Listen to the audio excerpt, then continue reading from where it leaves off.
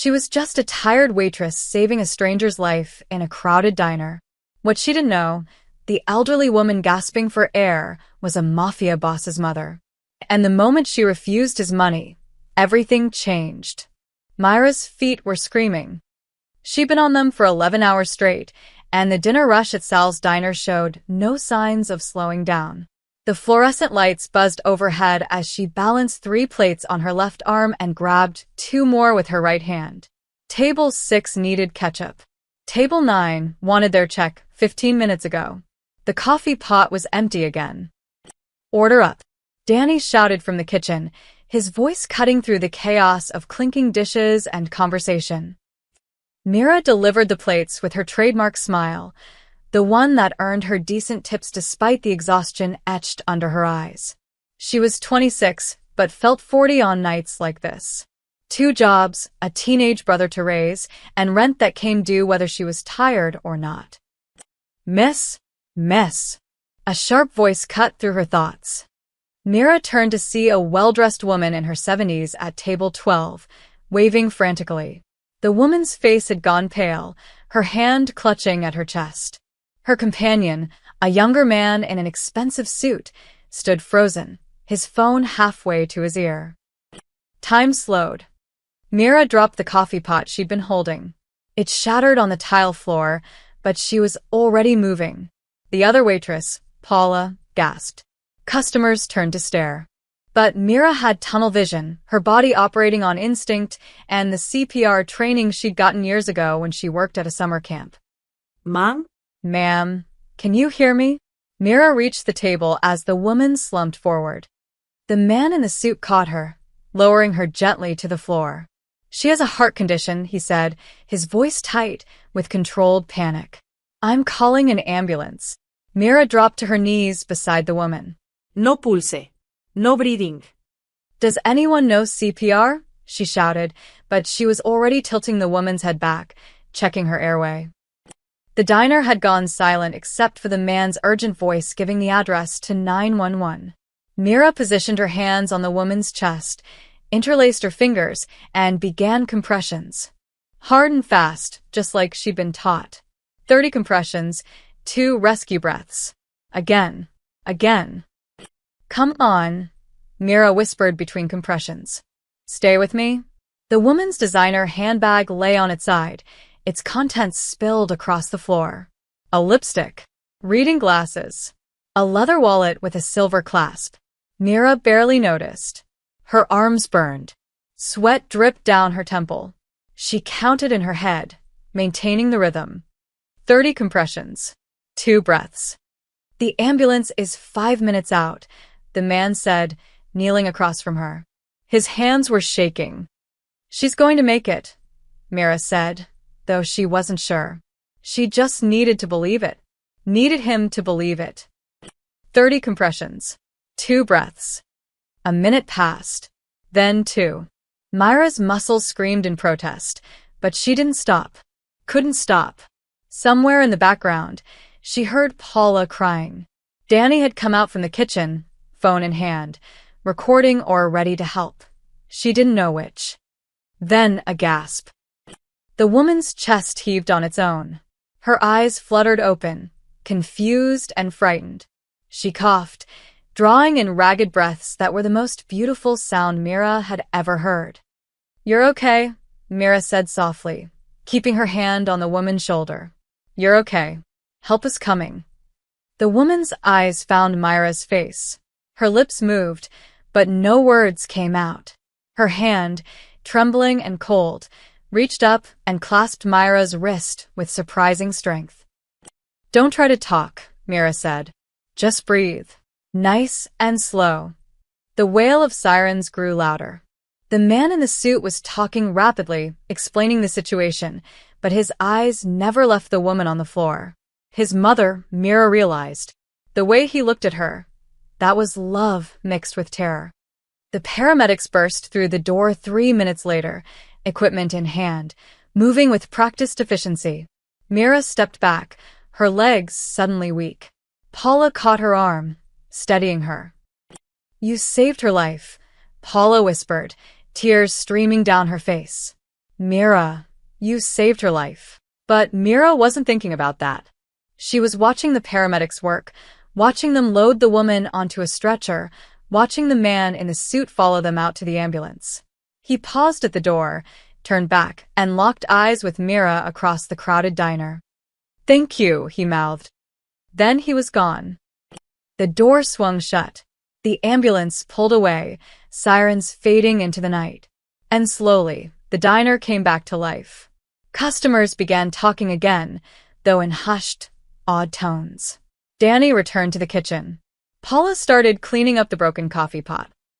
Mira stood there, hands still shaking, the adrenaline draining from her system and leaving her hollow. "You okay, honey?" Sal himself had emerged from the back office, his weathered face creased with concern. Yeah, Mira said. Yeah, I'm fine. But she wasn't fine. She was thinking about that woman's face, the way her hand had clutched Myra's wrist. She was thinking about the man in the suit and the expensive watch on his wrist that probably cost more than Mira made in a year. She was thinking about how fragile life was, how quickly everything could change. "Take 5, Sal said gently. "Go splash some water on your face." Mira nodded and headed to the bathroom. She locked the door behind her, turned on the faucet, and let the cold water run over her hands. When she looked up at her reflection, she barely recognized herself. Her ponytail had come loose. Her uniform was wrinkled and stained. Her eyes were wide, still processing what had just happened. A life. She'd saved a life. She dried her hands on a paper towel and straightened her shoulders. She still had 4 hours left on her shift, and rent was due in 3 days. There was no time to fall apart. When she emerged from the bathroom, the diner had mostly returned to normal. But as she picked up her order pad and forced her tired feet to move, Mira didn't notice the black sedan that had pulled up across the street. Or the man inside it, watching the diner with cold, calculating eyes. The next morning came too soon. Myra's alarm screamed at 6 a.m., dragging her from a dreamless sleep. Her arms ached from the CPR compressions, a dull throb that reminded her last night had been real. She'd saved someone's life, then finished her shift, gone home, checked on her brother Tyler, and collapsed into bed at 2 a.m. Now it was time to do it all over again. She shuffled into the kitchen of their cramped 2-bedroom apartment, finding Tyler already awake, textbooks spread across the small table. He was 17, a senior in high school, and brilliant in a way that made Myra's heart ache with pride and worry. Brilliant kids needed college, and college needed money they didn't have. "You're up early," she said, starting the coffee maker. Chemistry test, he didn't look up from his notes. "Heard you comin' late. Long shift." Mira, he finally met her eyes, his expression serious beyond his years. Paula called. "She told me what happened." Mira sighed. "Of course she did." I'm fine, Tingon. "You saved someone's life," his voice cracked slightly. "That's not nothing." She crossed to him, pressed a kiss to the top of his head. "It was just CPR. Anyone would have done it. But they didn't." "You did," he grabbed her hand, squeezed it. "Mom and Dad would be proud." The words hit her like a physical blow. Their parents had died 4 years ago. A drunk driver, wrong place, wrong time. Mira had been 22, Tyler 13. She'd fought the state to keep him, dropped out of community college, and worked herself to the bone to make sure he had a chance at the life she'd lost. "Get back to studying," she said, her voice rough. "Ace that test." By the time Mira reached Sal's diner at 10 a.m., the morning rush was already underway. But something was different. The moment she pushed through the door, conversation stopped. Heads turned. Paula practically ran across the diner to grab her. "Mira. Oh my God, have you heard?" "Heard what?" Danny emerged from the kitchen, his face pale. Even Sal had come out from his office, which almost never happened during business hours. The air felt heavy, charged with something Mira couldn't identify. "The woman you saved," Paula said, gripping Myra's arm. "Do you know who she is?" "A customer," Mira said slowly. "An older woman with a heart condition."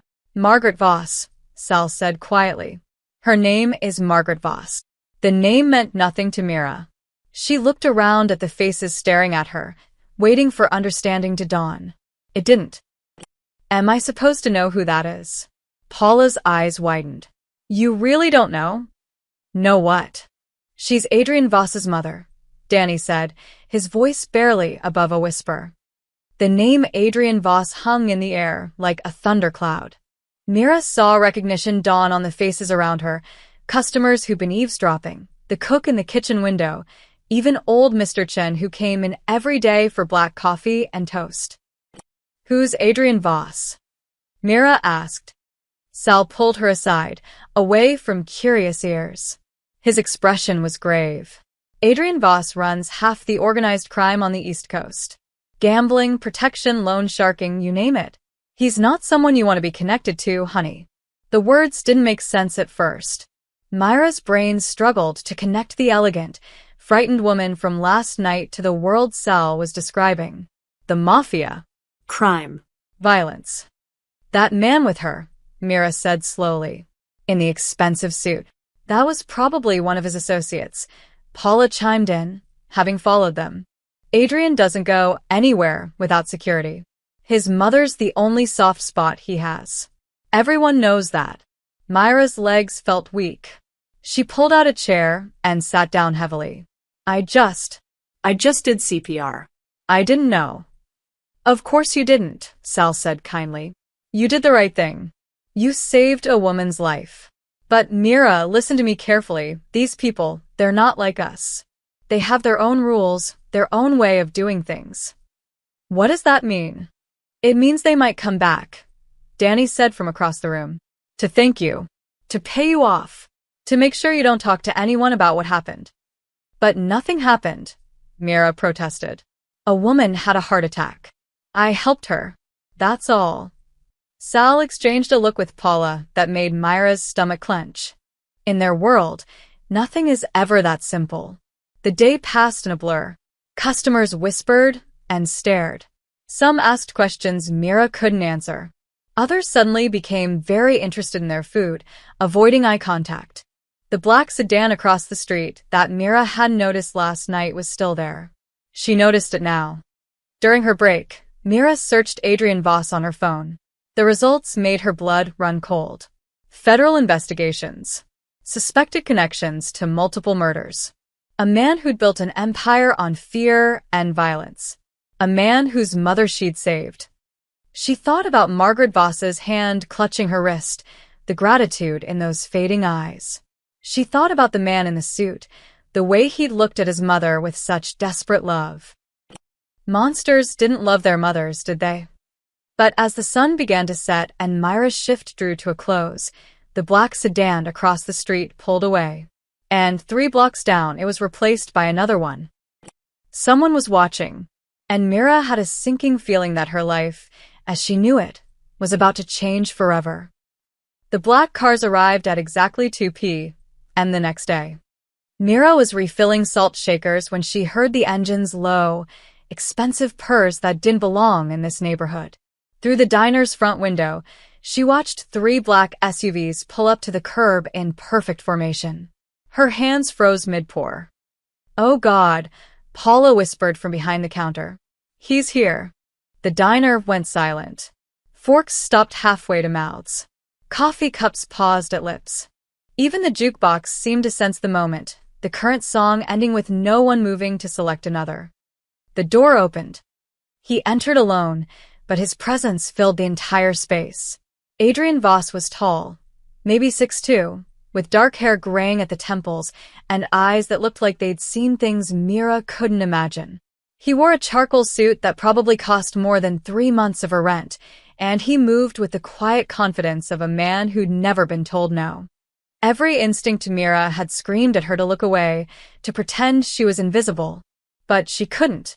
She stood there, salt shaker in hand, as those cold eyes swept the room and landed on her. He didn't smile, didn't threaten. He simply looked at her with an intensity that made her feel transparent. Who saved my mother? His voice was deep, controlled, terrifyingly calm. The silence stretched. Mira felt every eye in the diner turn toward her. Her heart hammered against her ribs. She wanted to hide, to run, to be anywhere but here. Instead, she set down the salt shaker with a hand that trembled only slightly. I did. Her voice came out steadier than she felt. Adrian Voss crossed the diner in 4 long strides. Up close, she could see the faint scar above his left eyebrow, the shadows under his eyes that spoke of sleepless nights, the tension in his jaw. This was a man who carried violence in his bones, but right now he just looked tired. "What's your name?" Mira. "Mira Chen." He studied her face like he was memorizing it. "My mother is alive because of you. I just did what anyone would do." "No," the word was sharp, final. "Most people freeze. Most people wait for someone else to act. You didn't." He reached into his jacket. Mira flinched. She couldn't help it. But he only pulled out an envelope, thick and white. He placed it on the counter between them. $50,000, he said quietly. "It's not enough, but it's a start." The number didn't feel real. Mira stared at the envelope like it might bite her. $52,000. She could pay off their debts. Tyler's college. A new apartment. Everything. But she thought about her parents, about the way her father had looked at dirty cops who'd tried to shake him down at his restaurant. She thought about her mother's voice. "We don't owe anyone anything, and no one owns us." "I can't accept that," Mira said softly.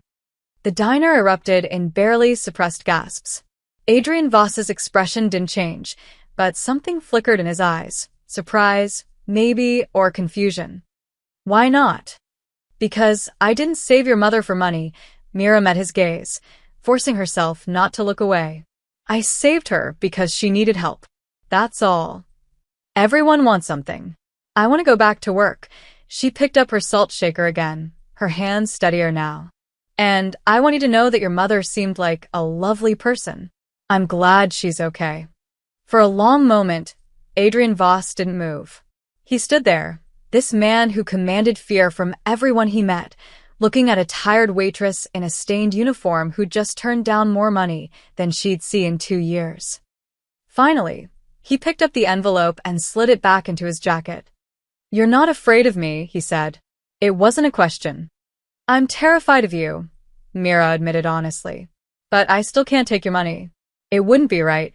Something almost like respect crossed his face.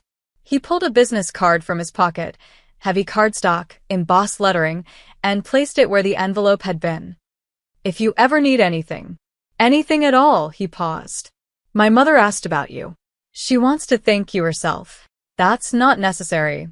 "It is to her." His voice softened slightly. "She's a stubborn woman. Despite everything," Mira almost smiled. "She sounds nice." Adrian Voss nodded once, a sharp movement. Then he turned and walked back toward the door. His hand was on the handle when he paused and looked back. "Miss Chen?" "Yes. You have a brother. Tyler. Senior at Lincoln High." It wasn't a question.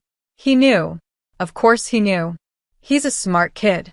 Grades good enough for any college he wants. Myra's blood ran cold. The implied threat, or was it a promise, hung in the air. But Adrian Voss's next words surprised her. "Make sure he stays safe. This neighborhood isn't always kind to good people." He opened the door. "I'll have someone watching the area. No one will bother you or your brother." Then he was gone, climbing into the middle SUV. The vehicles pulled away in the same perfect formation they'd arrived in, leaving only the faint smell of expensive cologne and the business card on the counter. Mira picked it up with shaking hands. No name, no title. Just a phone number in raised black letters. "Girl," Paula breathed, appearing at her elbow. "Do you have any idea what just happened?" Mira stared at the card. "I think I just met the devil." "The devil," Paula corrected, "just offered you protection." And that, Mira realized, might be even more dangerous than his anger. 3 days passed, and Mira couldn't shake the feeling of being watched. Not in a threatening way, that was the strange part. She'd catch glimpses of unfamiliar cars on her street, always different ones, always parked with a clear view of her apartment building. When she walked Tyler to school, She'd notice a man in a coffee shop who seemed to be reading the same page of his newspaper for 20 minutes. At the grocery store, a woman in sunglasses browsed the same aisle Mira did, never putting anything in her cart. Protection, Adrian Voss had called it. It felt more like living in a fishbowl. Tyler had noticed too. That guy's been following us for 2 blocks, he muttered one morning as they walked to the bus stop. I know, Mira said quietly. Just ignore him. Ignore him? Mira, what's going on? Paula said some mob boss came to the diner. Is this about that woman you saved? She tried to keep it from him, but of course the neighborhood talked. Everyone at Sal's diner had a cousin who had a friend who knew someone, and within 48 hours, half the block knew that Mira Chun had saved Margaret Voss and lived to tell about it. It's nothing, she lied. He was just grateful. That's all. Then why are we being followed? We're not, she stopped. Tyler was too smart for lies. He's just being cautious, making sure no one gives us trouble because of what happened. Tyler's face went pale. Are we in danger? No, Mira said firmly, pulling him close. No, baby. I promise. It's just complicated. But she wasn't sure that was true. At night, she'd lie awake thinking about Adrian Voss's words. Everyone wants something. He'd been so certain, so confused when she'd turned down his money. Like she'd broken some fundamental rule of his world. The business card sat in her nightstand drawer. She'd pick it up sometimes, run her thumb over the embossed numbers, and wonder what would happen if she called. What would she even say? Thank you for the invisible bodyguards, but they're freaking out my teenage brother. On the 4th day, everything changed. Mira was working the lunch shift when Sal called her into his office. His face was serious, uncomfortable in a way that made her stomach drop. Mira, honey, sit down. What's wrong? Did I do something? No. Nothing like that, he rubbed his face tiredly. I got a visit this morning. Before you came in. She didn't need to ask from whom. Mr. Voss. One of his people. Very polite, very professional. Sal's laugh was bitter.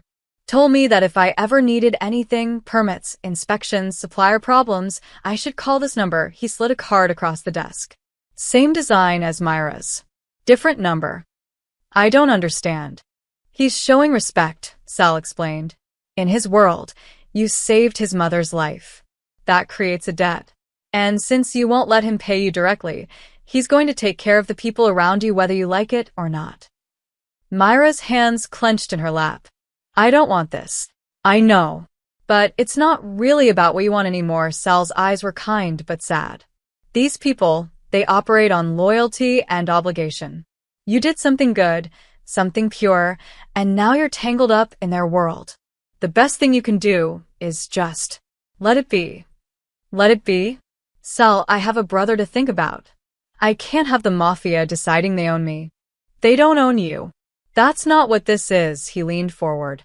Mira, I've lived in this city a long time. I've seen what happens when the Voss family feels disrespected. But I've also seen what happens to people they choose to protect. Nothing bad touches them. Ever. The words should have been comforting. Instead, they felt like a cage closing in. That evening, as Mira walked home through the early autumn dusk, her phone rang. Unknown number. Her thumb hovered over the decline button, but something made her answer. Miss Jun. The voice was female, older, warm with a slight tremor. This is Margaret Voss. Mira stopped dead in the middle of the sidewalk. People flowed around her like water around a stone. Mrs. Voss, how are you feeling? Better, thanks to you. There was genuine emotion in her voice. I've been trying to reach you through my son, but he tells me you're a stubborn young woman. Despite everything, Mira smiled. He's one to talk. Margaret laughed, a sound like wind chimes, light and unexpected. Yes, well, stubbornness runs in our family. Miss Chun, I know you refused Adrian's money. That speaks to your character. But would you refuse an old woman's request to meet you? No obligations, no gifts. Just tea and conversation. I'd very much like to thank you properly. Mira should have said no. Should have drawn a line right there, kept her distance, protected herself and Tyler from this world. But there was something in Margaret's voice, a loneliness, maybe, or a genuine warmth, that made her hesitate. "I work double shifts most days," Mira said slowly. "What's your next day off?" "Sunday." "Perfect. I'll send a car at 2 o'clock. You stay there. "I promise," Margaret's voice softened. "You gave me more time with my son.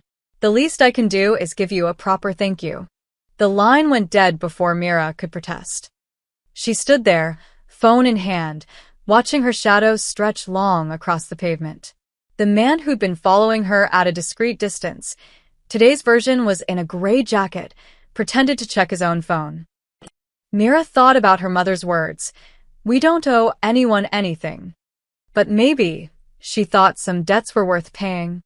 The car arrived at exactly 2 o'clock on Sunday. Mira had spent the morning arguing with Tyler, who'd insisted that meeting Margaret Voss was a terrible idea.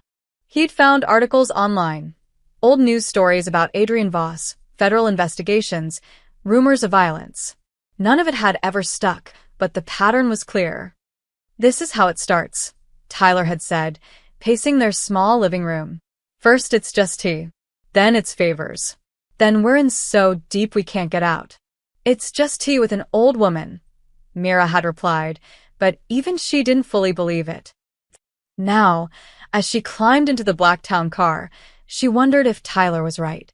The driver was polite, professional, and completely silent. Classical music played softly through the speakers. The seats were leather, probably worth more than everything in her apartment combined.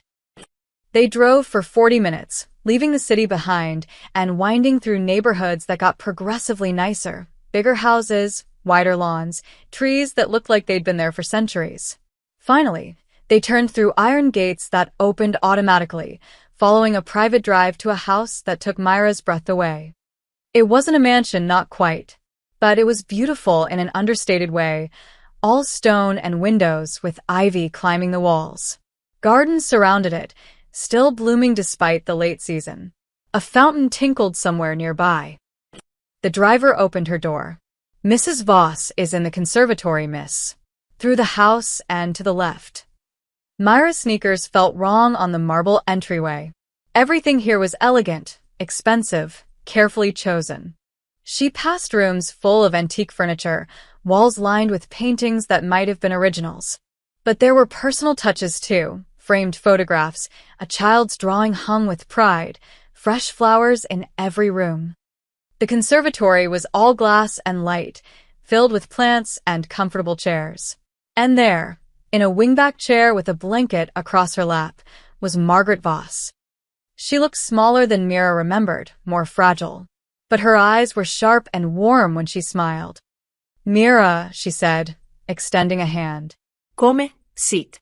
"You're even lovelier than Adrian described." Mira took her hand, soft skin but a firm grip. "Thank you for inviting me, Mrs. Voss."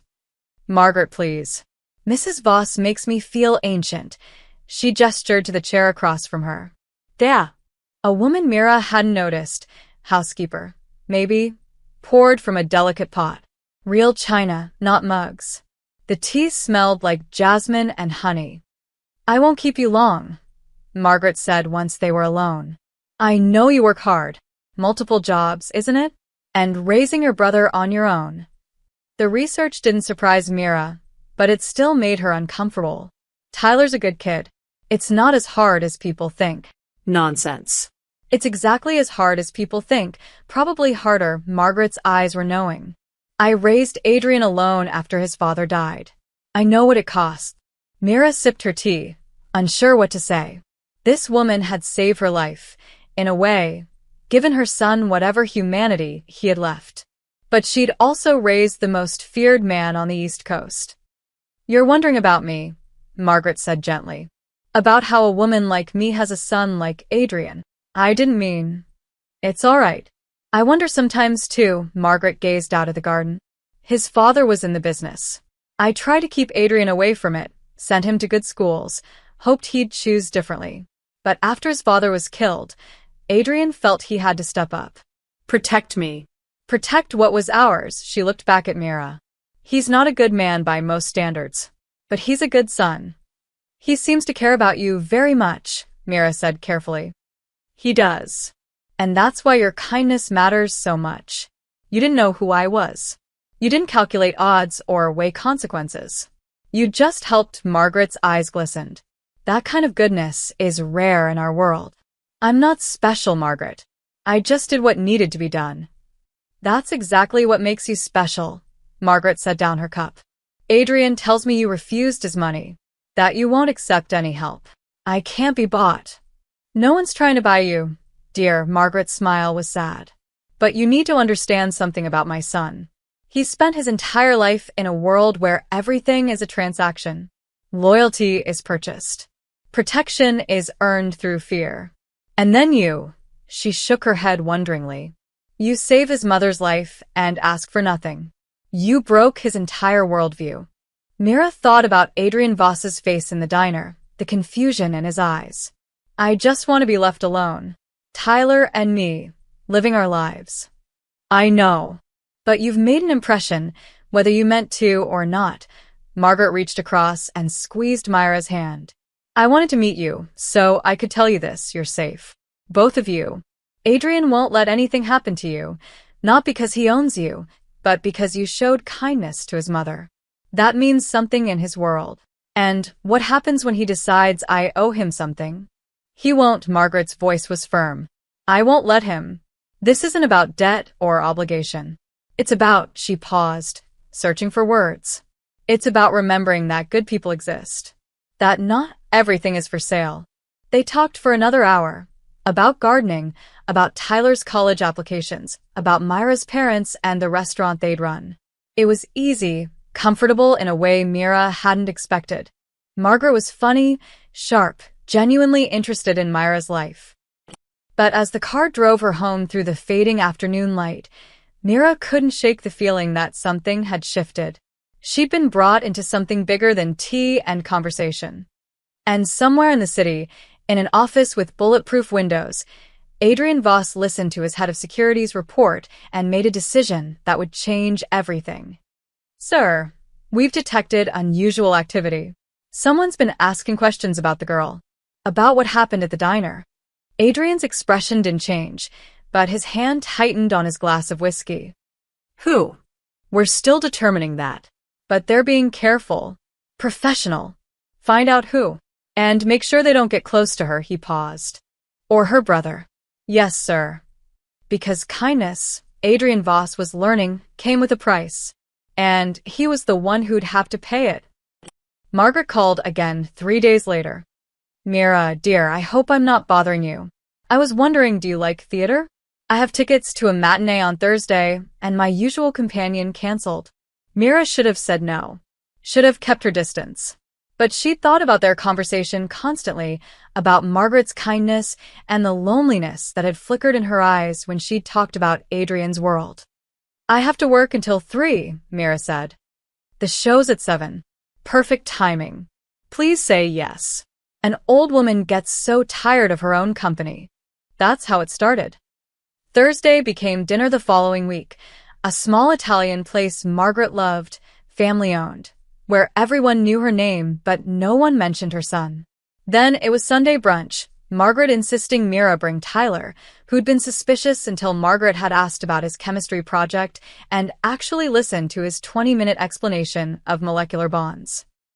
She's not what I expected, Tyler admitted on the walk home, carrying leftovers Margaret had insisted he take. She's actually normal. But nothing about this was normal, and Mira knew it. She saw the security, always present but never intrusive. The way restaurant owners refused to let Margaret pay, their smiles tight with fear. The careful distance other patrons kept, like Margaret existed in a bubble no one dared to pop. Still, the friendship grew. Margaret started calling when she needed help with her garden. Her heart wasn't strong enough for heavy work anymore. Mira would come over on her days off, spending hours weeding flower beds and pruning roses while Margaret sat in a chair directing her with gentle suggestions. A little more to the left, dear. Yes, perfect. They'd talk about everything. Margaret told stories about Adrian as a child, how he brought home stray cats, how he'd gotten in fights defending smaller kids, how he'd cried when his goldfish died. Stories that made him seem human, vulnerable, nothing like the man Mira had met at the diner. Mira told Margaret about her parents, about the night the police had come to her door, about holding Tyler while he sobbed and making a promise to keep him safe no matter what. "You're a remarkable young woman," Margaret said one afternoon, watching Mira plant bulbs for spring. "Your parents would be so proud. I'm just trying not to screw up too badly. That's all any of us can do." Margaret was quiet for a moment. "Adrian asks about you, you know." Myra's hands stilled in the dirt. "Why?" "He's curious. You're the first person in 20 years who's told him no and lived to." Margaret caught herself. I'm sorry. That was tasteless. "It's okay." Mira sat back on her heels. "I know what he is, Margaret. I'm not naive. I know you're not. But you see past it to the boy he was. The one who's still in there somewhere." Margaret's voice was wistful. "I sometimes wonder if that boy is gone forever." "He saved me in a way," Mira said quietly. "Those men watching us. Tyler doesn't get bothered walking home anymore." Mrs. Rodriguez down the hall, her landlord was threatening to evict her. Suddenly the building got sold, and the new owner gave everyone new leases at the same rent. She looked at Margaret. "That's Adrian, isn't it?" Margaret didn't deny it. "He takes care of people I care about. It's how he shows love. By fixing their problems before they ask. By making sure they're safe." Margaret reached over and touched Myra's dirt-stained hand. "He doesn't know how to do it any other way." Over the next weeks, Mira fell into a routine. Work, home, Tyler, and 3 or 4 visits a week to Margaret. They'd read together. Margaret loved old novels. They'd watch black and white movies. Sometimes they'd just sit in comfortable silence, Mira doing homework for the online classes she'd secretly started taking again, Margaret knitting blankets she donated to hospitals. It felt like having a grandmother, like having family. Tyler noticed the change in Mira. "You smile more," he said one evening, "when you come back from Margaret's. She's good company. She's the Mafia Don's mother, Mira. She's a lonely old woman who likes flowers and bad puns." Mira pulled him into a hug. "And she asks about you constantly. Your grades, your college applications, whether you're eating enough vegetables." That's weird. That's sweet. But the reality of Margaret's world came crashing back one evening in late October. Mira arrived for dinner to find Margaret pale and shaken, Adrian pacing the conservatory like a caged animal. He stopped when he saw Mira, his expression unreadable. "You shouldn't be here today, Adrian," Margaret said sharply. "Don't be rude." "Mother, this isn't." He bit off the words, running a hand through his hair. For the first time, Mira saw past the controlled exterior to the stress underneath. "There's been a situation. It's not safe right now." "What kind of situation?" Mira asked. "The kind you don't need to know about." His voice was hard, protective. "Roberto will drive you home." "Adrian, boss, I invited Mira to dinner, and we're having dinner," Margaret said with surprising steel. "Whatever business you have can wait." Father and son, no, mother and son, stared at each other. A battle of wills Mira had seen before, in her own home with Tyler. Despite everything, despite the expensive house and the security and the violence that surrounded this family, they were just a mother and son who loved each other. Adrian broke first. He always did. Mira was learning where his mother was concerned. Fine. But security stays close. He looked at Mira, something almost like apology in his eyes. "I'm sorry you got pulled into this." "Into what?"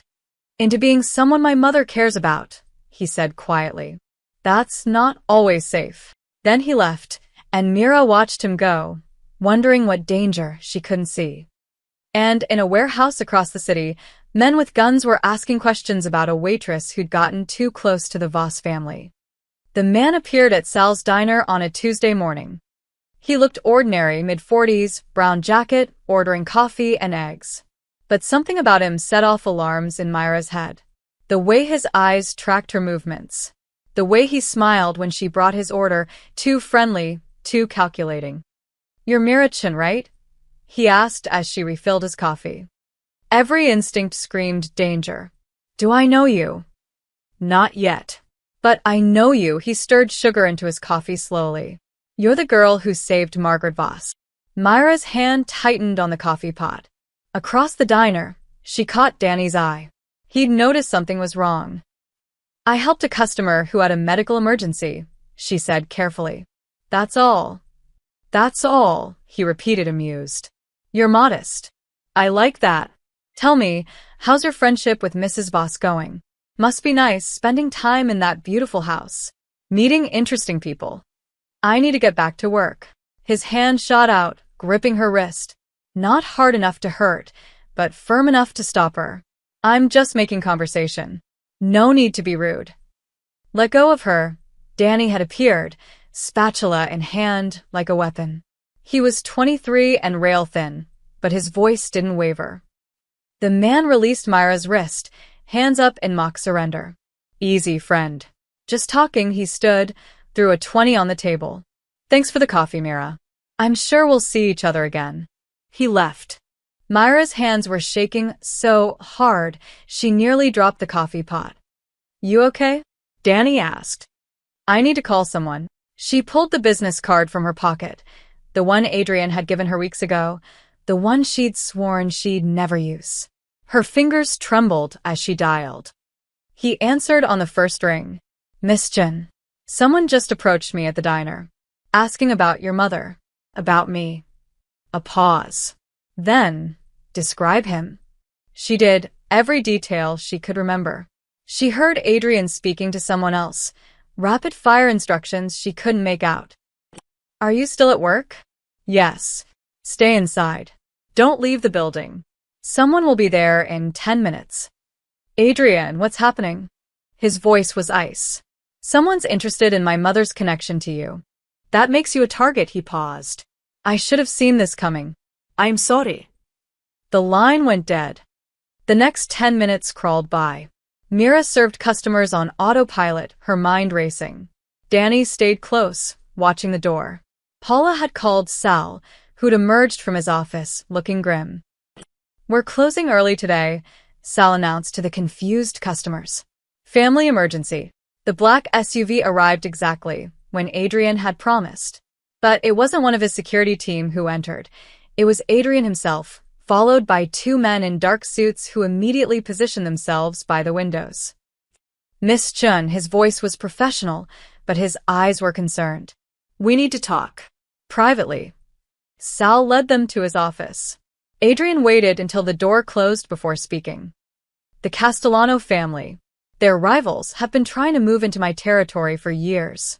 They learned about you through their own surveillance. He pulled out his phone, showed her a photo. Is this the man? It was him. The same cold smile. Yes. Adrian's jaw tightened. His name is Frank Moretti. He's Castellano's information gatherer. If he approached you directly, they're planning something. Planning what? But even as she asked, Mira knew. Her stomach turned to ice. They think you're leverage, Adrian said quietly. A way to get to my mother. To get to me. But I'm nobody. You saved my mother's life. You visit her multiple times a week. She talks about you constantly, something almost like pain crossed his face. In their eyes, that makes you family. And family can be used. The room spun. Mira gripped the edge of Sal's desk. Tyler. Oh God, Tyler. Your brother is safe. I had him picked up from school 15 minutes ago. He's at my mother's house with 4 security guards. You took my brother? Myra's voice rose. You had no right. I had every right. Adrian's control cracked. These people don't play games, Miss Chen. They don't send warnings. If Moretti knows about you, he knows about Tyler. And if I hadn't moved first, your brother would already be gone. The words hit like physical blows. Myra's knees went weak. Sal caught her arm, eased her into a chair. This is my fault, she whispered. I should have stayed away. I should have. This is not your fault. Adrian crouched in front of her, forcing her to meet his eyes. You were kind to an old woman. That's all. The fact that men like Castellano exist, that they prey on kindness, that's on us. On our world. Not on you. What do I do? Adrian stood, his expression hardening into something dangerous. You let me handle this. You and Tyler stay somewhere safe until this is resolved. Resolved how? He didn't answer, which was answer enough. No, Mira stood up. No. I don't want anyone hurt because of me. There has to be another way. There isn't. His voice was final. I've lived in this world my entire life, Miss Chen. I know how it works. The Castellanos made a move. Now I respond. That's the only language they understand. Then I'll talk to them. I'll tell them I'm nothing to your family. They won't believe you. And even if they did, it's too late. They've already made you a piece on the board. Adrian moved toward the door. Roberta will take you to the house. Stay with my mother. Stay with Tyler. And let me do what I do. Which is what? He looked back at her, and for the first time, Mira saw the man everyone feared. Whatever it takes to keep you safe. Margaret's house felt like a prison, even though the bars were invisible. Tyler was furious. He'd been pulled out of school by strangers, driven to a mansion, and told he couldn't leave. Now he paced the conservatory like a trapped animal while Mira tried to explain. They're trying to protect us, she said for the third time. By kidnapping us? By making us prisoners. Tyler's voice cracked with anger and fear. This is insane, Mira. This whole thing is insane. I told you getting involved with these people was a mistake.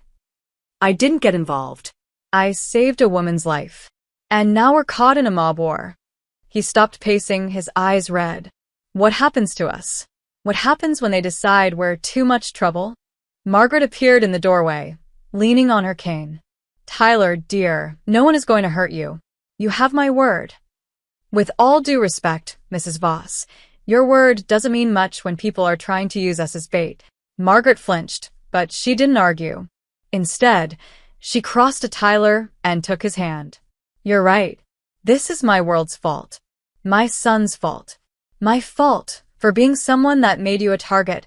Her voice was thick with emotion. I'm so sorry. Tyler's anger deflated. He was 17, trying to be tough, but he was still a kid who'd lost his parents and now faced dangers he didn't understand. I just want my sister safe. So do I, Margaret said softly. So does Adrian. That's why he's doing what he's doing. Which is what, exactly? Mira asked. No one had told her anything since they'd arrived 3 hours ago. Margaret hesitated. Adrian is negotiating. Negotiating, the word felt wrong. What does that mean in his world? Before Margaret could answer, the sound of cars on gravel drew their attention. Through the window, Mira watched 4 SUVs pull up. Men emerged, Adrian's security team, tense and alert. And then Adrian himself, still in his suit but with his tie loosened, looking exhausted. He entered through the side door, spotting them immediately. Mother. Miss Chen. Tyler, he nodded to each in turn. We need to talk. They gathered in Margaret's sitting room. Mira and Tyler on the sofa, Margaret in her chair, Adrian standing by the fireplace like he couldn't bear to sit still. The Castellanos want a meeting, he said without preamble. They claim they're not planning anything against you. They say Moretti was acting independently, trying to impress his bosses. Do you believe them? Mira asked. No, Adrian's voice was flat. But they're offering to pull back completely if I agree to certain territorial concessions. So give them what they want, Tyler said. If it keeps us safe. Adrian's laugh was bitter. It doesn't work that way. If I give in to this demand, I look weak. Every other family will try the same tactic. They'll find people I care about and threaten them until I give away everything I've built. Then, what's the alternative? Myra's voice was quiet. The silence that followed was heavy with unspoken violence. No, Margaret said firmly. Adrian, no. There has to be another way. There isn't. Adrian met his mother's eyes. They made a move against someone under my protection. If I don't respond, I might as well retire tomorrow. So this is about pride? Mira stood up, her fear transforming into anger. About your reputation? About proving you're still dangerous? This is about survival. Adrian shot back. Mine, yours, Everyone who depends on me. You think if I back down, the Castellanos stop? They'll see weakness and push harder. Next time it won't be threats, it'll be bullets. Then let me go. The words came out before Mira fully thought them through. I'll leave the city, take Tyler, and disappear. Then I'm not your problem anymore. You think that solves anything? Adrian moved toward her, his intensity almost frightening. You think they'll just forget about you? You're connected to my mother now. That doesn't go away because you run. So, what's your solution? Start a war? I'm trying to avoid one. His control finally snapped. You have no idea what I've been doing for the past 6 hours. The calls I've made, the deals I've negotiated, trying to find a way out of this that doesn't end in blood. But every option leads back to the same problem. I can't protect you and maintain my position. Not both. The room went silent. Even Tyler had stopped fidgeting, sensing the weight of the moment.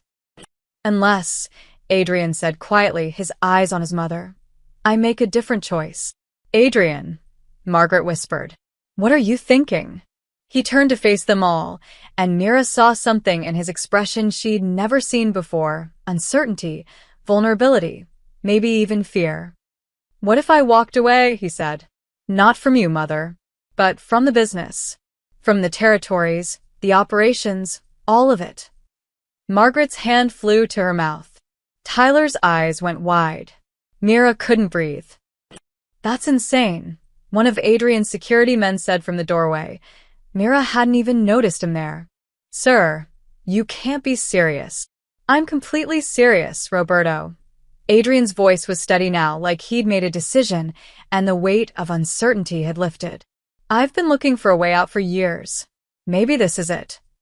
They'll never let you go, Roberto insisted. The other family's your own people. Then I'll make it worth their while. Adrian looked at Mira. You asked what I do next. I'm going to do something I should have done years ago. I'm going to choose something other than this life. For us.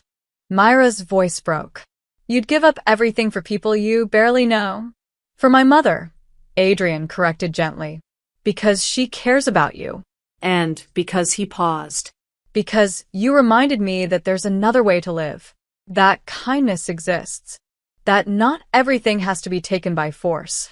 Margaret was crying silently. Tyler looked stunned. And Mira felt the full weight of what was happening. A man was willing to dismantle his empire because she'd saved his mother's life. How? She whispered. Adrian smiled, the first real smile she'd ever seen from him. Very carefully.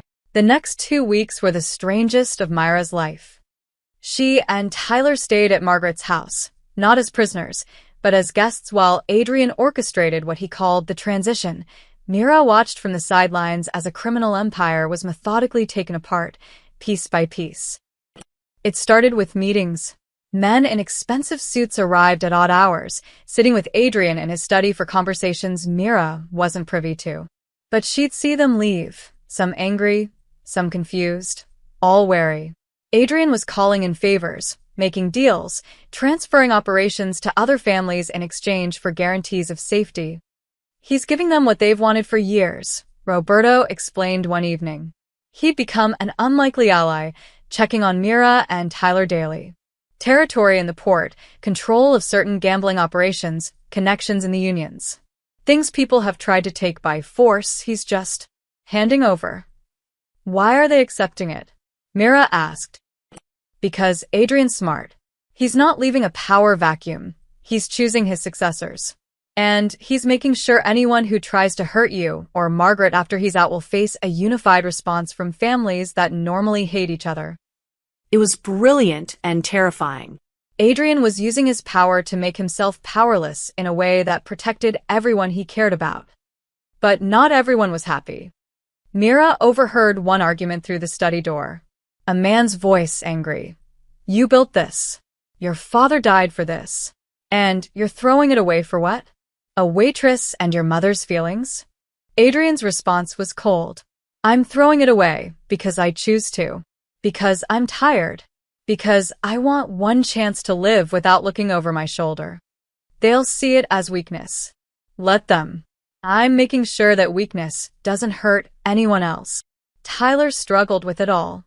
He'd spend hours in Margaret's library trying to process the insanity they'd been pulled into.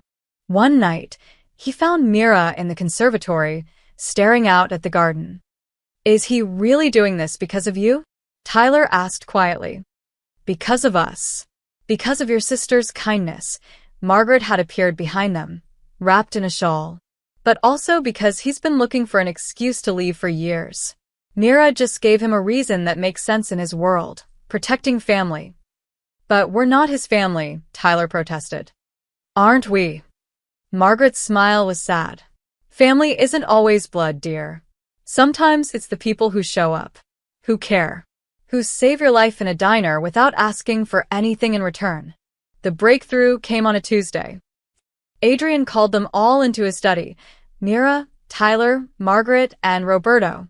He looked exhausted but relieved, like a man who'd been carrying a boulder and finally set it down.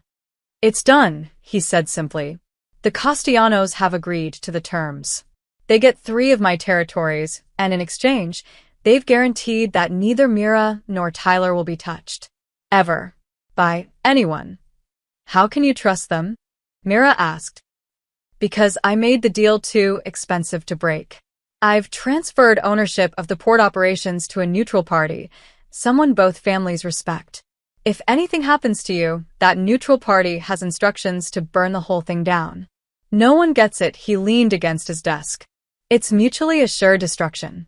Not elegant, but effective. What about the rest of your business? Margaret asked. Parceled out to 5 different families. Some I sold legally through front companies. Some I just walked away from. By next week, I'll have no operations left except a few legitimate businesses I'm keeping. The room was silent, everyone processing what this meant. What will you do? Mira finally asked. Adrian looked at his mother. I've always wanted to travel. See the places you used to tell me about when I was a kid. Maybe learn to do something normal. Something that doesn't involve violence or fear. You'll be bored in a week, Roberto said, but his voice was fond. Probably, Adrian almost smiled. But I'll be alive. And more importantly, so will the people I care about. Tyler spoke up, his voice uncertain. What about us? Can we go home? You can do whatever you want, Adrian said. The protection extends regardless of where you live or what you do. But he hesitated. My mother has grown very fond of both of you. If you're willing, I'd like you to stay in our lives. No obligations, no debt. Just family. Mira looked at Margaret, who was crying again. Happy tears this time. She thought about the past weeks, the fear and chaos, but also the warmth. The way Margaret had taught Tyler to play chess. The dinners where they'd laughed until their sides hurt. The unexpected belonging. I need to get back to work, Mira said slowly. And Tyler needs to finish school. But she met Adrian's eyes. Sunday dinners? Holidays? That kind of family? That kind of family, Adrian agreed, his voice rough with emotion. Margaret crossed the room and pulled Mira into a fierce hug. My girl, she whispered. My brave, kind girl. 3 days later, Mira and Tyler returned to their apartment. It felt smaller than she remembered, shabbier. But it was home. The watchers were gone, no more black sedans, no more men with newspapers. Just normal life returning, like waking from a dream. Except for the envelope that arrived the next day. Inside was a letter from Adrian, written in surprisingly neat handwriting. Miss Chun, I've set up a trust for Tyler's education. Not a gift, a thank you. You gave my mother more time. You gave me a reason to change. That deserves more than I can ever repay. But since you won't accept money, I'm giving it to someone who needs it more. Tyler is brilliant. He deserves every opportunity. The trust is anonymous. Tell him it's a scholarship if that makes it easier to accept. Thank you for reminding me what it means to be human. Mira held the letter, tears streaming down her face. In trying to stay free, she'd somehow helped free someone else. 3 months passed in quiet normalcy. Mira returned to her shifts at Sal's diner. Tyler finished his college applications, 7 schools, all with full scholarships he believed were merit-based. They had Sunday dinners at Margaret's house, where Adrian was slowly learning to cook and failing spectacularly, much to everyone's amusement. "I can negotiate with the most dangerous men in America," he'd said, staring at a burnt lasagna, "but Italian food defeats me." It almost felt like they'd escaped. Like the nightmare had been just that, a bad dream they'd all woken from. Then Frank Moretti walked into the diner again. It was a Wednesday morning, slow and quiet. Mira was wiping down tables when the door chimed. She looked up and froze. Same brown jacket. Same calculating smile. But something was different in his eyes. Anger, maybe, or resentment. "Hello again, Mira." Her hand moved instinctively toward her phone in her apron pocket, but Moretti raised his hands in a peaceful gesture. "Relax. I'm just here for coffee." "That's still allowed, isn't it?" Danny was in the back. Paula hadn't arrived yet. Mira was effectively alone with a man who'd threatened her family 3 months ago. "What do you want?" Her voice was steadier than she felt. "I want to congratulate you," he slid into a booth. "You did it. You actually made Adrian Voss go soft. Made him walk away from everything. His smile didn't reach his eyes. Do you have any idea what that did to the balance of power in the city?" "That wasn't my intention." "Of course it wasn't. You're just a sweet girl who saved an old lady, right?" His voice dripped with sarcasm. "But intentions don't matter. Results do. And the result is that Adrian Voss dismantled a 30-year empire in 2 weeks. Made deals that shifted millions of dollars, changed territorial lines that had been stable for decades." Myra's heart hammered. "He's out. That's what you wanted, isn't it?" "What I wanted?" Moretti laughed bitterly. "I didn't want anything. I was following orders. And now my boss, Castellano, he's got what he wanted. More territory, more power, more money." He leaned forward. "But some of us didn't get anything. Some of us watched Adrian hand over operations we'd worked years to infiltrate. Operations that were supposed to be ours. I don't understand what this has to do with me. You're the reason he left, Mira. You and that old woman. You made him weak." Moretti's expression hardened. "And I don't like loose ends." The threat was clear now. Ice spread through Myra's veins. Adrian made deals. He protected us. You can't. Adrian made deals with the bosses. With people who honor agreements. Moretti stood up. "But I'm tired of taking orders. Tired of watching others get rich, while I do the dirty work." He moved toward her slowly. "So here's what's going to happen. You're going to come with me, quietly. We're going to take a little drive. And we're going to see how much the great Adrian Voss really cares now that he's playing civilian. I'm not going anywhere with you.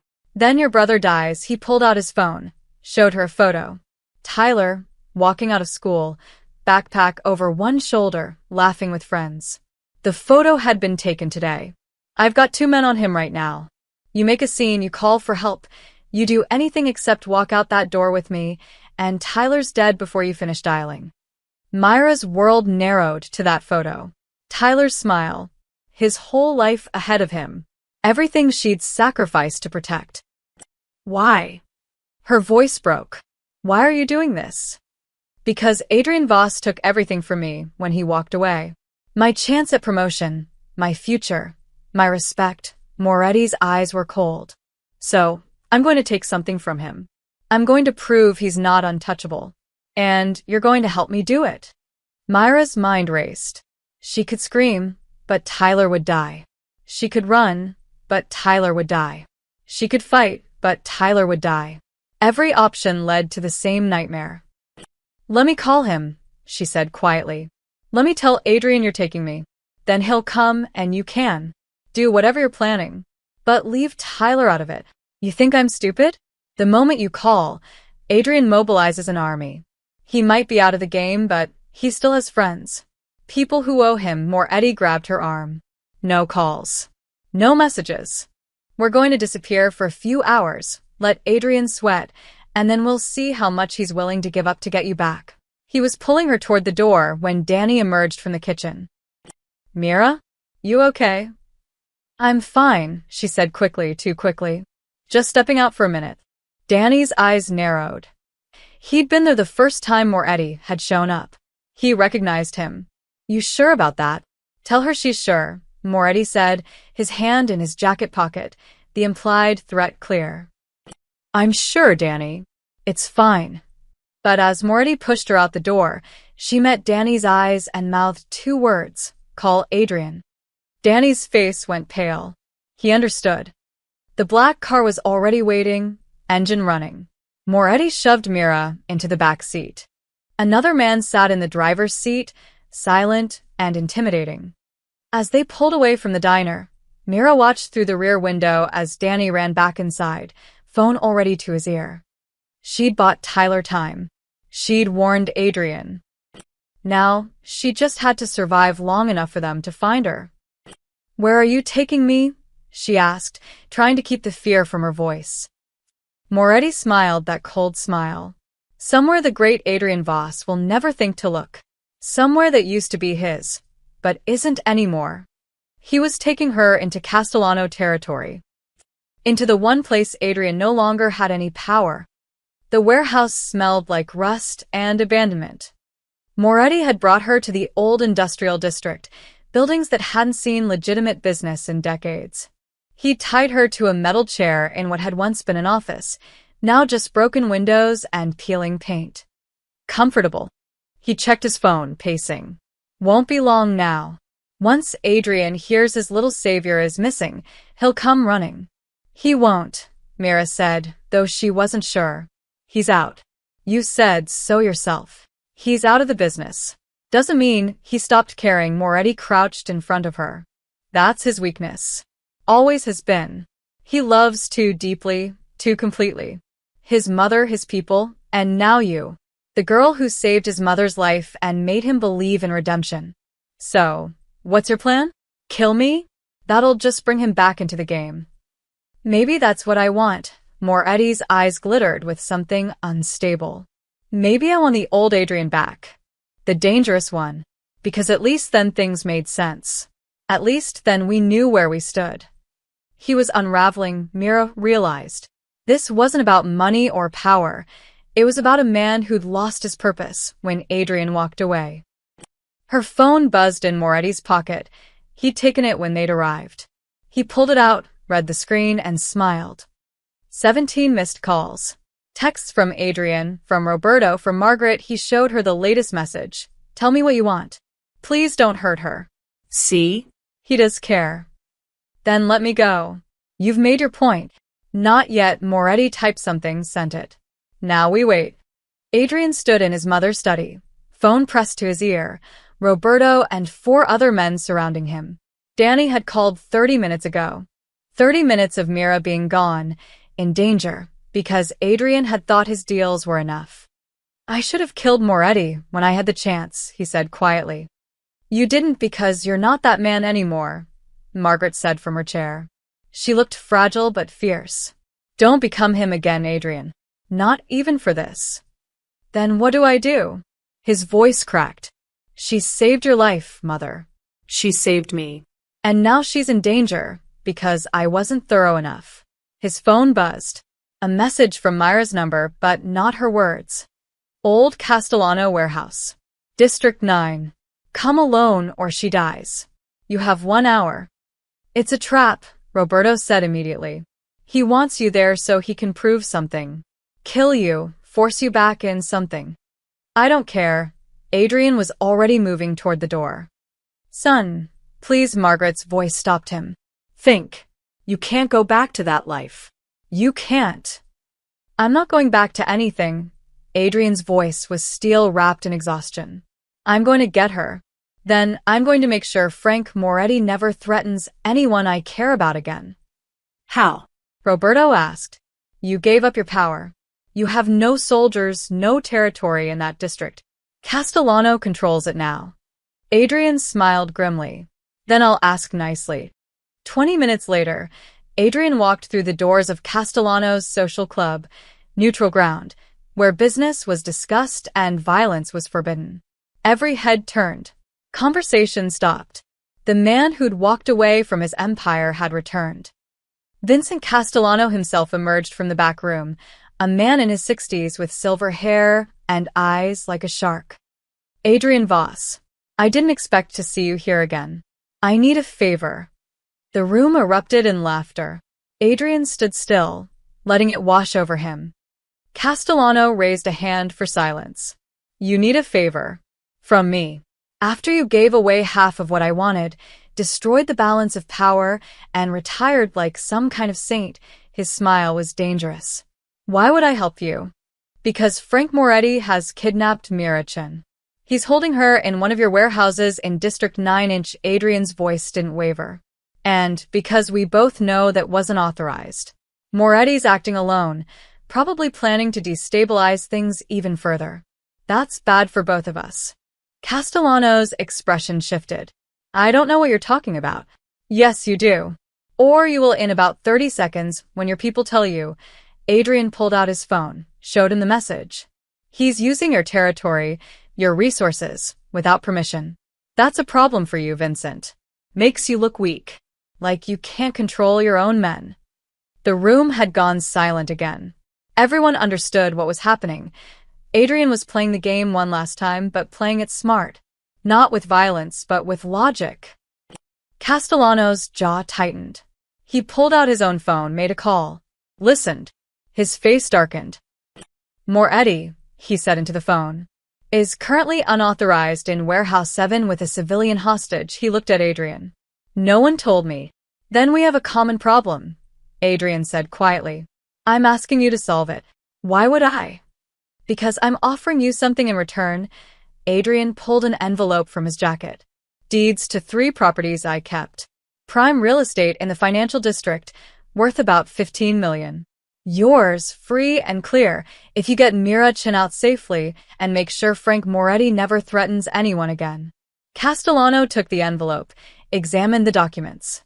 His eyebrows rose. You give me this? For a waitress? For family, Adrian corrected. Yes. The older man studied him for a long moment. Then he nodded slowly. You really are out, aren't it? You really walked away. I did. And you're not coming back. Never. Castellano made another call. Warehouse 7. Send everyone. Bring Moretti to me. And don't let the girl get hurt. He hung up, looked at Adrian. She'll be safe in 20 minutes. Thank you. Don't thank me. This is business, but Castellano's expression held something like respect. Though I'll say this, you surprised me, Voss. Most men in your position would have come in shooting. You came in negotiating. Maybe you really have changed. Adrian just nodded and walked out, pulling out his phone to call his mother. Mira was back at the diner 2 days later.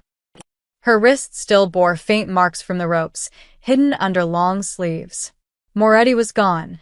No one said where, and Mira didn't ask. She'd been rescued by Castellano's men, driven home in silence, and found Tyler waiting with Margaret and Adrian. Tyler had held her for 20 minutes straight, sobbing into her shoulder. Margaret had made tea, with shaking hands. And Adrian had stood by the window, his back to them all, shoulders rigid with guilt. Now, as she refilled coffee cups and took orders, everything felt surreal. Like she'd lived through someone else's nightmare and woken up back in her own life. Table 9 needs ketchup, Paula called out, pulling Mira from her thoughts. Life moved forward. It always did. Sunday dinner at Margaret's had become sacred.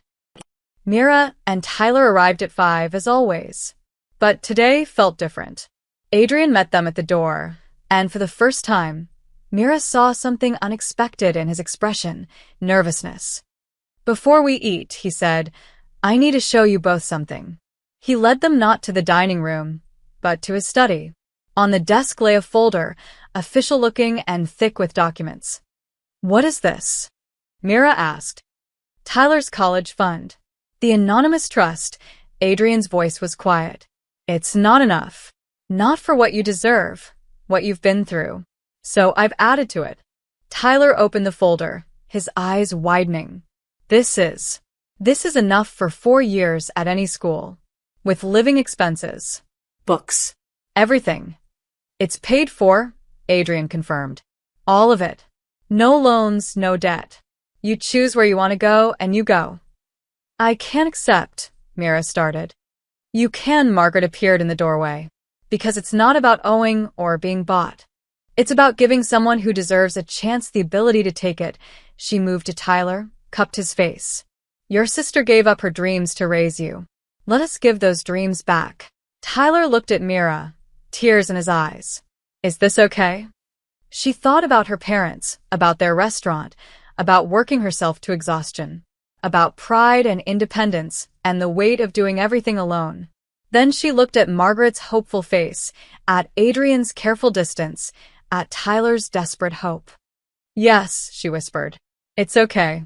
Tyler launched himself at Adrian in a hug that clearly surprised them both. Adrian stood frozen for a moment, then slowly wrapped his arms around the boy, his eyes closing. Thank you, Tyler said. Thank you for everything. Dinner was chaotic and perfect. Adrian's lasagna had finally turned out edible, mostly because Margaret had supervised every step. They ate and laughed and told stories. Tyler talked about MIT and Stanford, his top choices. Margaret shared gossip about her garden club. Mira felt the tension she'd carried for months finally begin to ease. After dinner, while Tyler and Margaret played chess in the conservatory, Adrian found Mira in the garden. The late spring air was cool, flowers blooming in colors that seemed too bright to be real. I'm sorry, he said without preamble. For everything. For the danger, for Moretti, for dragging you into my world. You didn't drag me anywhere, Mira turned to face him. I made a choice to help your mother. Everything that came after. That's not on you. It feels like it is. Then let it go, she smiled softly. You gave up everything to keep us safe. You negotiated instead of fighting. You chose differently, she paused. My father used to say that the measure of a person isn't where they start, but whether they're willing to change. You changed, Adrian. That matters. He looked at her for a long moment, and she saw the boy Margaret had described, the one who'd saved stray cats and cried over goldfish, the one who'd been buried under years of violence but never fully disappeared. I don't know how to be normal, he admitted. I don't know how to be just. A person. Someone's son. Someone's friend. None of us really know what we're doing, Mira said. We just show up and try. From inside, they heard Tyler's triumphant shout. He'd finally beaten Margaret at chess. Her delighted laughter followed, bright and young. She's happy, Adrian said softly. Happier than I've seen her in years. So are you, I think. He considered this. Maybe. It's strange. I spent 30 years building power, controlling territories, making people fear me. And now I have nothing but this house and whatever legitimate businesses I kept. I should feel lost. But you don't. No, he smiled. A real smile, the kind that reached his eyes. I feel free. 6 months later, Tyler left for MIT. Mira helped him pack, both of them crying and laughing. Margaret had sent care packages ahead, homemade cookies, warm blankets, a framed photo of their Sunday dinners. Adrian had arranged for Tyler to have his own apartment near campus, refusing to let him live in a dorm like a peasant, which had made Tyler laugh for 10 minutes straight. The goodbye was hard, but it was also full of hope. Mira kept working at the diner, not because she had to, but because she wanted to. She'd enrolled back in community college, taking nursing classes. Maybe she'd save more lives. Maybe she'd find her own path. Sunday dinners continued. Sometimes it was just Mira, Margaret, and Adrian. Sometimes Tyler video called in from Boston. Sometimes Roberto joined them, slowly becoming part of their strange, chosen family. One Sunday in December, as snow fell outside and a fire crackled in the hearth, Margaret raised her wine glass. To family, she said, her voice thick with emotion. Not the one we're born into, but the one we choose. The one we save. The one that saves us.